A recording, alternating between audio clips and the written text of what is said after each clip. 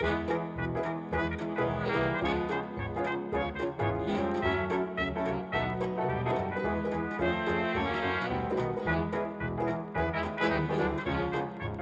sort of think international, which is to say I grew up in North Dakota eating roast beef, baked potatoes, and corn, not very imaginative.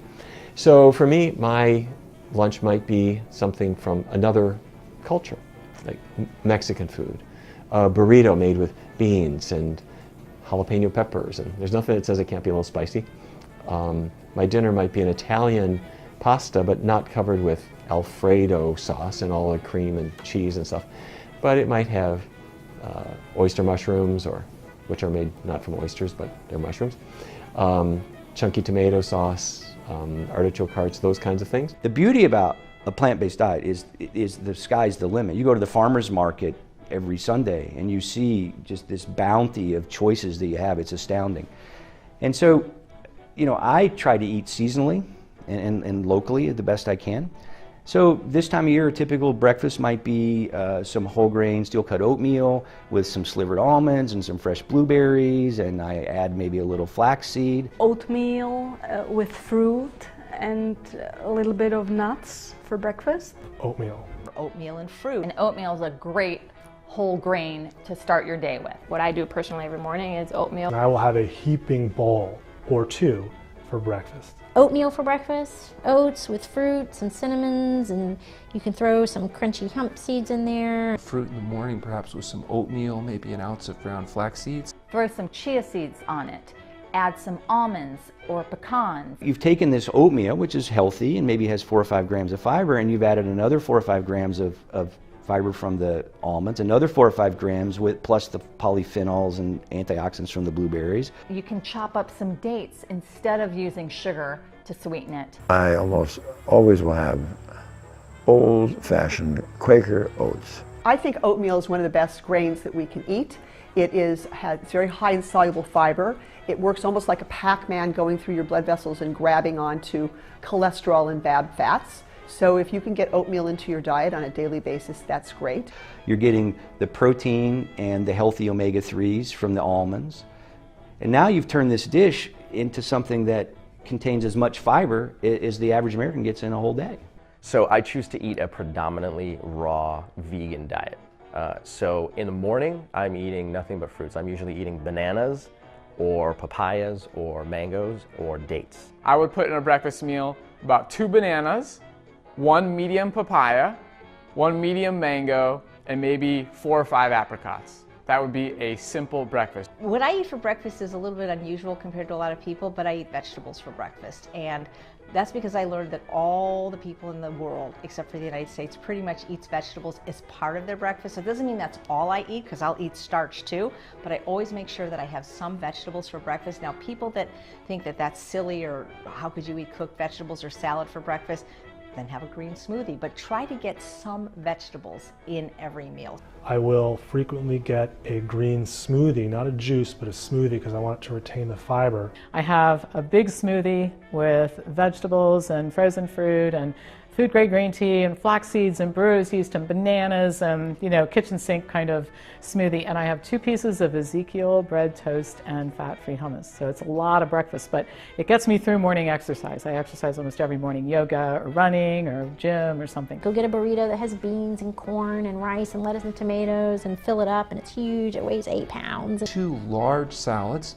Now, the way you know you have a big enough salad is you put it on the table and wait for your friends to walk in the room. And if they go, "Oh my gosh, you're not going to eat all that," you're probably okay.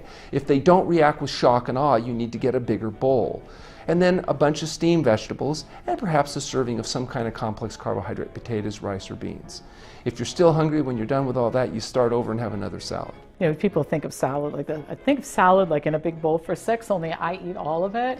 And then I'll have maybe black bean chili or a couple of sweet potatoes or vegetables and rice, something of that nature. Mid-afternoon, I have another kind of meal like that. And then 6 o'clock, I have another meal like that. Lunch and dinner, I don't really see a difference between lunch and dinner. Having a salad is a great way to go, and you make your salad a main course salad. So the salad would not only be vegetables and greens, but it would include berries. It would include some nuts, especially walnuts. I throw beans and lentils on my salad, so when I make a salad for myself, it almost looks like I've made it for 4 people, and I will consume all of that. So that keeps me full. So I think you should have at least one of those a day. Always think of salads as part of your meal for lunch and dinner. The bigger the better. With starch in it though, with legumes, with chickpeas or kidney beans, or a cut up sweet potato, or putting rice in the salad, something like that to make the salad the meal and very, very satisfying. Putting fruit in your salad, or just eat a bunch of potatoes like I do. That's my favorite meal, is potatoes. Put in the air fryer, I make them into French fries. I could just eat potatoes all day, and I do. And dinner, a soup, a stew, a chili, made in the Instant Pot, easy peasy, throw it in, push a button, done. Over potatoes, over rice, and fruit for dessert. By the time dinner rolls around, that's when I'm opting for a lot of variety. So I'm going for large green leafy vegetable salads, okra, tomatoes, cucumbers, corn. I add a lot of spices to my food.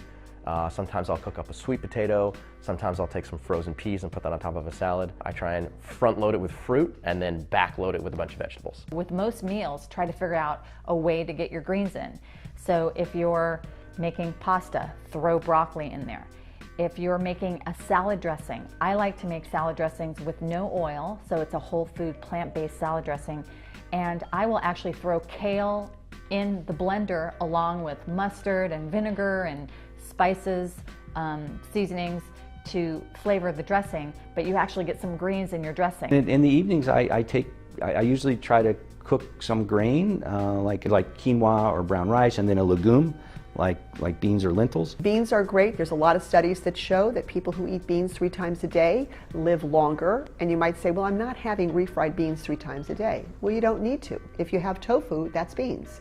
If you have edamame, that's soybeans. If you have lentils, that falls in that same group. If you have hummus made from garbanzo beans, it just doesn't look like a bean, but it's made from beans. So I want people to eat legumes, right? Beans, split peas, chickpeas, and lentils, right? If that means beans for breakfast, you know, like baked beans, great. If that means, I don't like baked beans, but have hummus for breakfast, right? Oh, I don't like hummus. Have some pinto bean dip. Oh, I don't like. Have some pea soup. Oh, I don't like pea soup. But you just got to find a way that's, convenient, delicious, that fits your taste buds, fits your lifestyle. But as long as you get legumes, I don't care how you're getting your legumes. At lunch, it may be some soup and open-faced sandwiches, some with tomato on top, some with cucumbers on top.